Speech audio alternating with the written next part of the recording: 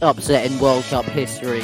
The second biggest upset in World Cup history for 20 minutes. Wonder goals, penalty misses, a whole host of drama, and about 600 minutes of injury time. All this and much more debated, analysed, and reviewed right now with me, Harry Discombe, joined by a couple of World Cup experts, Charlie Briggs and Zak Anderton. So, Zak, let's get into it. It's been a weird day of football for sure. What have you made of it all?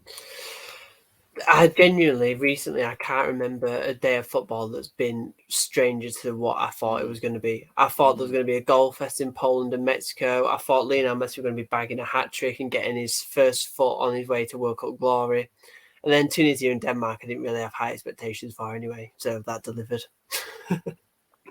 Fair enough, yeah, absolutely topsy-turvy day. Let's get into the biggest story of the day's games. Of course, it's Saudi Arabia upsetting Argentina. Charlie, was it more of a case of Argentina being that bad, or was Saudi Arabia that good? I think it's a mix of both. I think a lot of credit has to be given to Saudi Arabia, though. They were on it they were on it from the start of the whistle, really. They pressed really well. They played the high line with a back four brilliantly to sort of catch Argentina off guard, and that's why we had all the offside goals from Messi and Martinez. So, but Argentina, I think it's a massive shock. I think everyone's expectations of Argentina were them to be favourites, and if they're getting beaten by Saudi Arabia, it doesn't look good on their half. But I saw a stat that Saudi Arabia, it was the first time in 18 games that they'd score more than 2 goals in a game, which is, like you said, crazy, just baffling. But to do it against Argentina to break that streak. I mean, they've been playing against sort of the Asian teams and China and stuff like that. It's pretty remarkable. Yeah. I mean, they play against teams like Qatar, Japan, and to beat Argentina, amazing. But yeah, full credit to Saudi Arabia there. They played brilliantly. They didn't, do anything fancy. They just knew they had to defend, and that's what the result was for them. Took their chances as well, didn't they? Their 2 goals were not lucky by any stretch of the imagination. 2 really well taken finishes. I was disappointed by Argentina, though. To be fair, it felt like there was a lack of substantial late pressure. I think it was typified by you're in the 100th minute because every game gets 10 minutes added on now. Argentina whipped the ball into the box, and only 2 men are in there, like in the 100th minute. So that they never went all out. There was never that intensity. They never seemed like they got out of second gear. It felt flat. They were lacking creativity in that final third. They were sloppy with their passing. I think it was just a really disappointing performance from Argentina. Well, Argentina had 15 shots and they only got 6 on target. That's obviously minus the 3 disallowed goals that they got. But to have only 6 shots on target against a team that's so far away from the team's rankings in like the FIFA coefficient, is it like 53rd? Yeah, it's something like that. Something like that, yeah. Yeah. And then the fact that Argentina had 69% of the possession of the ball as well. It's like, what more? How much more can they dominate a game and not come away with a result? It's like Lionel Messi's trophy curse is back. Like he's had the Copa America, and then that's it. He's not allowed anything else now. It did feel like that, didn't it? But you've got to give the credit to Qatar, to Saudi Arabia, Charlie, haven't you? Yeah, like I said, they're absolutely caught Argentina off guard as well. I think obviously a deserved shout out is Mohamed Al-Owais, the goalkeeper, just absolutely brilliant. I know he had his moments, but he did really he flapped. Really he well. flaps. And the moment where he nearly killed his teammate. Yeah. I mean, he knocked him out, didn't he? To be honest. But just amazing. I know that I can't remember a time watching the World Cup where I just thought, oh, this will be it. I just think Argentina thought this will be it. Be 3-0 win, something like that, and they could get away with it. But no, we were all expecting it, and the fact we got this result is just it's just staggering, really. Yeah, I think it's a spark that the World Cup needed. To be fair, give it a bit of interest. This is the first day that I've really been fully invested. Even the England game wasn't really doing it for me. So I think it's a spark you needed, and like you say, so unexpected. Is it possibly the biggest upset in World Cup history? I think it could be because literally the last time that Argentina lost the first World Cup game was in 1990 against Cameroon. Ever since then, they've always performed at a proper high standard, and they've really shown that they actually are there to try and dominate and win. But I can't think of another time or another game or anything where there's a team that shocked you that much. Like Saudi Arabia beating Argentina. If someone had bet on that, then they need to tell me my future because Jesus, or what the lottery numbers are, because that's just a mental thing. Yeah, it's absolutely crazy. Obviously, really disappointing tactically and with the application of Argentina. But is it too early to write them off? They got outworked, they got outfought from a very talent poor side in Saudi Arabia. Can they really go all the way from here? Well, I mean, if Saudi Arabia have beaten them, then it should be a. If you look at the group, it should be a walk in the park for Mexico and Poland. But being realistic here, we still have to remind ourselves Argentina have been considered the favourites for a reason. 36 unbeaten run. I still think they can get results out of Poland and Mexico. But But then again, Poland and Cup, Mexico are much better teams than Saudi Arabia. Like they're even each and every position, they are probably at least 2 or 3 levels ahead of. Well, maybe not Poland as much, but in Poland have got Lewandowski, obviously, Yeah, and which Szczesny. makes such a big difference. Like just having one world class player. That's why I think. I think it's got to be absolutely the biggest ever upset. It's just incredible, really. The data company Nielsen Greats actually they used their, and I quote, proprietary ranking system and complex formula to determine this is in fact the World Cup's biggest ever upset, knocking the US's win over England in 1950 down to second. So truly remarkable game. It's what this World Cup needed, and fair play to Saudi Arabia because they worked so hard and they got it right tactically as well. It's the magic. It's the magic of the World Cup, isn't it? That's what it is. Yeah. It's even more surprising just knowing that Saudi Arabia, they don't. None of their players I know of don't play in any of the top 5 big leagues. And there's several players in that Argentina side that play in the Prem, that play in Liga and play in La Liga, and even that doesn't reward enough for them. Because in the end of the day, I guess for Saudi Arabia, it was clear that they had a lot of team spirit compared to Argentina. Yeah, I think that's a key, and there's no doubt in the massive difference in talent. But it seemed like Saudi Arabia had a plan tactically. They were all together. They weren't putting a foot wrong, and they were just all absolutely singing from the same hymn sheet. And when something like that happens, it just shows. I think we've seen that a bit today, like missing a bit of spirit in maybe in a couple of 0-0s we've had that we'll get onto later. That they can do more than the sum of your parts sort of thing. It's about the tactical side and it's about how much you care, which I wouldn't have expected to see it from Saudi Arabia necessarily though. I do think they've had a performance where they've left their hearts on the sleeves and they've literally put it all to the pitch. They made 27 clearances throughout the match, and 3 of those were blocked shots. So it's like they are literally throwing themselves in front of the ball to stop it from getting to stop it from getting anywhere near the net. Then they only had 3 shots as well. I think that's even more surprising. They only had 3, and 2 of them were on target, and the 2 were on target, the ones that went in. Like that, cracking finishes. Baffles me. Yeah, I mean that second goal was beautiful. Sometimes it's just a team's day and they're just feeling it and they've got the confidence going through and it just somehow it works out. It's crazy. It's one of the things about sports that we love that stuff like this can happen, and it was a great way to kick the day off.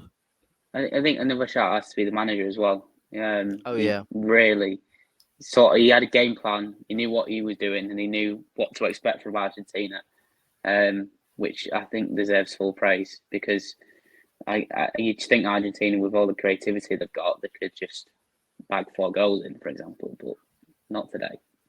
Well, you'd think one of their shots from outside the area would find its way into the back of net or something with the quality they'll have. But we'll finish it there. Argentina's first loss in 37 games is in the World Cup opening fixture against Saudi Arabia. We'll move it on to France, Australia, though, after this.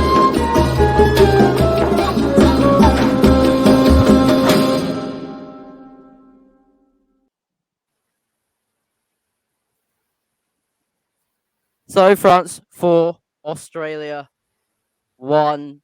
Talk us through the game, will you? Actually, I'll talk you through the game. Craig Goodwin gave the Aussies a shock lead after 9 minutes with an excellent side foot finish. First time controlled from across with a fair amount of pace onto it. He played it really expertly. It was perfect finish, really. And we're all sort of getting excited for another upset.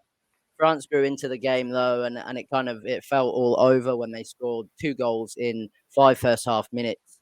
The second half then started to resemble something more like a training exercise and a World Cup bout. But we saw some fight from Australia. It was a day of the underdogs nearly. But Mbappe got in the act in the second half. Giroud met well for his second goal of the game, and in the end, France cruised to 3 points. Obviously, they had a scare there early on in the first 10 minutes of the game, but they ended up looking very fluent and potentially quite scary to everyone else as that match went on. Would you agree? Yeah, I would, to be honest. And like as you said, it was almost a day of the underdogs. Like I know I was sat watching the start, like the Australian France match, and I was like, oh my god, if these can pull off a win in France, then that's just going to be like this will have to go down as like the craziest day in World Cup history. Because I can't see like Australia. To be fair, Australia are always that team that are always in the final, but they never do well. But today, I thought there was just something different about them. Like they actually showed, like it felt like they showed up and they actually really tried. But obviously, France's team is littered with quality. Like even without Nkunku and Benzema there, their strike force is still Griezmann, Mbappe. They've still got, even without Paul Pogba and Kante, they've still got that solid midfield. And you can see like that they've really worked hard and they want to retain their title. Yeah, it's just I was a bit mindful in the first 10, 15 minutes of the game because Australia looked, surprisingly promising to just sort of get the ball, make sure that France, get some interceptions in. But like you said, it's France. They've got all the pedigree of many of the top favourites in this tournament. So for me, it was not really a surprise that they won. I think Olivier Giroud now equals the same amount of goals as Thierry Henry for France, the national team, which is as if. I think if you put a highlight reel of his best goals and you just showed a highlight reel to someone who'd never seen football, they'd think he was the best footballer in the world. Especially Messi, he almost added to his collection with that overhead kick as well. Oh yeah, wow. Yeah, that's true. It's mad that he doesn't get enough plaudits. Giroud. Well, it's a strange one because he's a bit of a donkey as well. At the same time, he's got such an elegant like technical ability, but also he'll go games where he's just fallen over and can barely touch. Were you surprised to see him start? What impact do you think he can have for France this tournament? To be honest, I wasn't surprised to see him start because he's always been like a staple figure for the France national team. But I do think if Benzema was there, we'd have seen Benzema starting over Giroud because France's manager's clearly got a way of football that he likes to play with that big lump up front to try and hold up the ball and just try and get into like poaching positions. Yeah. But to be fair, I think you could throw anyone next to Mbappe and they're gonna do well. To be honest. Yeah, true. Yeah, it's Mbappe in it. He always gets his crosses and passes in really well, even if he doesn't necessarily score. There's always something to say. I think Giroud's good, but he can be a bit inconsistent, can't he, with the way he plays? But then the thing with Giroud is very clinical.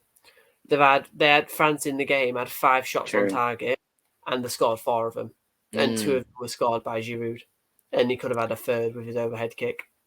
It's like I Yeah, think the thing is that he doesn't look for players that can like that. He's got a certain type of player that he wants up front, someone that can poach, someone that can just like wiggle the way through, or like Target man. even just like hold the ball. Yeah, basically just a target man up front. Yeah.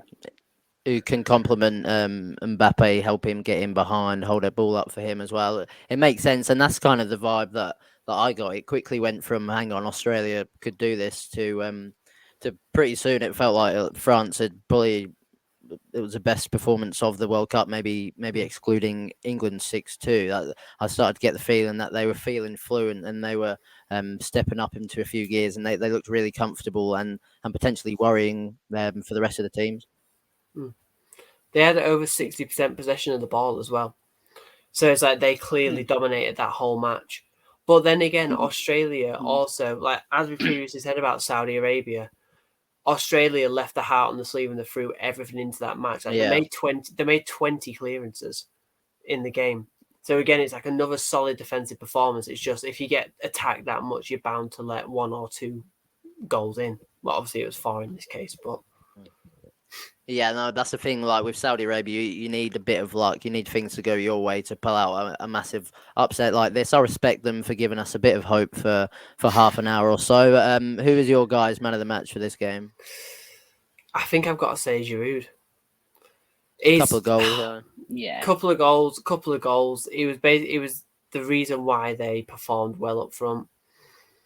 Just a good poacher as well. Yeah. It's just. I think it's just got to be Giroud, to be honest. Yeah, I'd agree.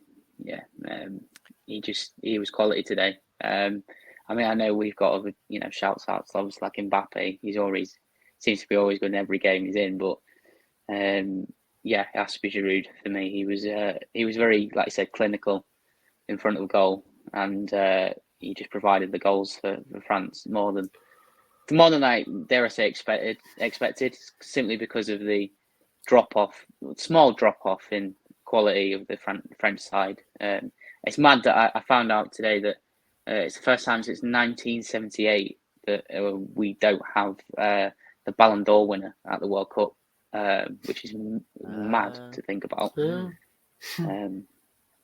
yeah, I actually didn't know that one. Yeah, it makes sense. So it makes sense. So yeah, it was a good game. Impressive performance from France. Let's move it on though to Mexico versus Poland.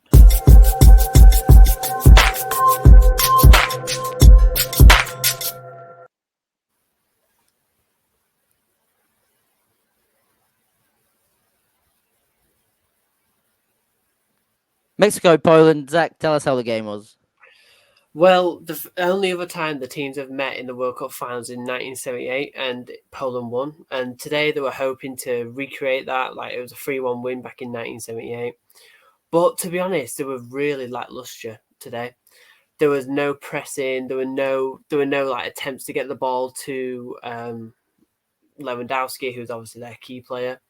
Yeah, and it just felt like they had nothing there for like anyone. Like they didn't have anything to give, like anything more to give than what they already had. But what they gave was literally nothing. And they've not they've not made it past the group stages since 1986 of Poland. But Mexico have appeared in the last 8 consecutive World Cup finals and have progressed to the group stages in each of them.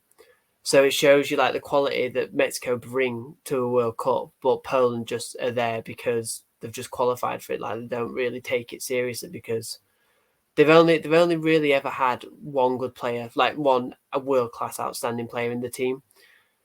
But I just feel like there is that the Poland side is good. Like they've got Matty Cash now, and they've got that Frankowski who plays for Lens at left back. But it just like they're playing like a 4-2-3-1, which is obviously supposed to be an attacking formation. But they was always on the back foot and always trying to throw defenders back. And literally, Lewandowski was just left up top by himself, stranded. Yeah, that's what I took from the game. That Poland were way too negative, and obviously in the Saudi Arabia win, they only had a few shots, but it seemed like they took their opportunities to get on the front foot when they could, and they broke with pace, and they had took shots when they had an opening, and it was just a general mindset of we want to win here if we can, of aggressiveness. But Poland were the complete opposite. And Lewandowski was isolated, had no service. He was barely touching the ball in the first half. And then obviously, but they have the big chance. They have the penalty, which, by the way, do you think that was a penalty? It's kind of soft, huh? Yeah, soft's the word, isn't it? Really, he just. He had I hold don't of know whether his shirt, didn't he? But yeah, But then again, I don't know whether Lewandowski it's was just giving. me. was grappling him as well. Yeah. Yeah. It's a soft one. I don't think you'd need to give them. I think you're giving too many penalties if you're giving them every time. But it didn't matter because he missed it, and still no World Cup goal for Lewandowski. Do you think it's in his head a bit now? That was a really poor penalty. Yeah, I think it's just like this thing with Robert Lewandowski. Like, he's got a World Cup curse, and I don't know if he's got it into his head that, because he's obviously the best player and he's who they're going to rely on to try and progress. So he might have got it all up into his head. Like, I know that when he went to Barcelona this summer, he was wanting to go there to try and prove himself in another league. But when he plays for Poland, he just hasn't got the service that he gets at his like club, like his domestic club. So I just think that he overthinks it a lot, and he doesn't try, and he tries to stay up front so then he can break in the attack and then try and break down 4 defenders, which is never going to work. He clearly puts too much pressure on himself for the whole idea of a World Cup goal, and I think it's something that I think if as you'll get under, it's something that'll bother him. I think that he's never had one at the World Cup stage. I think the penalty was quite. You could tell it was a bit lackluster for the way he was It was presenting awful. himself. He kind of side-footed it, but it was nowhere near the corner. It was very weak. It was so weak. It just didn't, And I thought, Ochoa, though, that's a little shout out for Ochoa, who continues to perform at World Cups. That's so impressive, little goalkeeper. Yeah. Well, that he played in all 14 of the qualifiers as well. By the way, No. he's like their Wow. staple. Yeah, and he played in each of their games, every single game in the 2014 and 2018 World Cup. So he is literally Mr. Mexico, literally. Yeah, and he played so well at those World Cups as well. Well, it's the 2014 one where he was crazy, wasn't he? Insane. It was like that was like where he first came to light, wasn't it? Just another cent, really, didn't he? In 2014, I can't remember as much about him in 2018, but I still remember good performances from him. I think Mexico are always that team that they might not have the, they've got, because they're so, well known, they don't have that star player as much probably now as they do back then. I still think that spirit of the World Cup is always going to, energize Mexico more than teams like Poland, for example, that they don't have, as much quality. But, I think it was, from honestly, I think it was Lewandowski's day to sort of lose, really.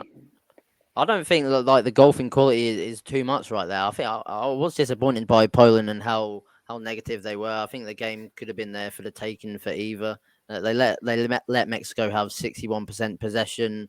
And if anyone was going to win it, even with the penalty, it looked like it was going to be Mexico. So it's kind of disappointing. You get potentially 3 games if you're going to come to the World Cup. Do you really just want to spend that sitting back with a low block, hoping to hit him on the counter attack or whatever, or get Lewandowski a lucky goal or a 20-yarder? I think maybe that will scrape you through to the group stage if you get lucky, but you're never going to do anything like that.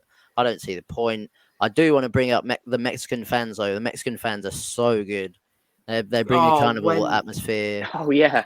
When he saved the pen. The sound of that stadium when he saved the penalty, it genuinely, it literally erupted. Like, you could tell the majority of fans there were Mexicans, and even if they weren't, I think they would still outvoice them. And can I also just talk about how well Jorge Sanchez and Hervin Lozano played on that wing? Yeah, Lozano was so good. They've got such a good link up because they always just interchange between positions and always cover each other. Like, there was times where Sanchez was in the box and Lozano was the one that was at the back trying to defend, and you can see why Lozano in 2019 became Mexico's most expensive player, because he is genuinely world class. And you can see why Napoli have done so well this season with him in their team. Yeah, he's absolutely. The way he flows is just so much better compared to the other Polish players. And like I said, Mexico had more. Like you said, Mexico had more possession, so it's quite clear that they had more of that winning mentality compared to Poland. I still think even Mexico could have gone for it a little bit more as well. It kind of seemed like both teams were happy to see out the draw in the end, and that was also kind of the case in our final fixture, Denmark versus Tunisia.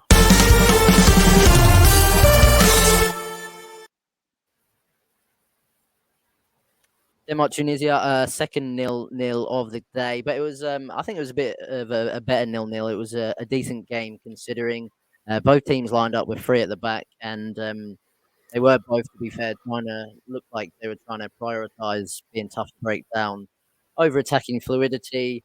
Denmark dominated possession again, maybe as you would expect, but Tunisia are actually far more efficient in attack. They ended up with more shots, and I think what Poland were lacking, sort of the opposite was true for Tunisia. They had a really admirable intensity. They had the aggressiveness.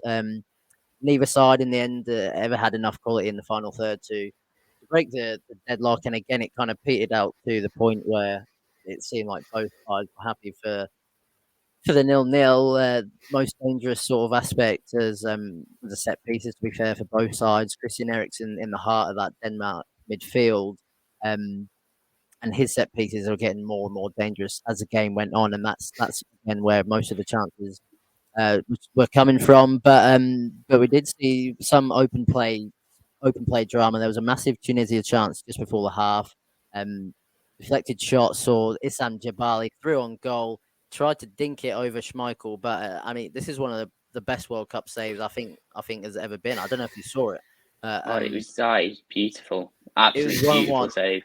It was stretching his arms out to make him proper, big. Stretches every sinew to get his hand up there and tip it wide. He wasn't going to let it in. Simple as he just stretched as much as he could. Yeah. I mean, he's go on. Yeah, I do find it sort of mad how aggressive Tunisia was, though. I looked at the stats. They had 13 shots, which is impressive, but they sort of lacked that finishing that Denmark clearly had as compared to them. I mean, they only had one shot on target, but it was again. I sort of like this thing of these teams that we don't necessarily know in terms of players or in terms of what we see in other leagues that sort of just go out there and just go for it. Why not? Tunisia, exactly. They did have a disallowed goal though as well. Like it did. Yeah. They did do quite well.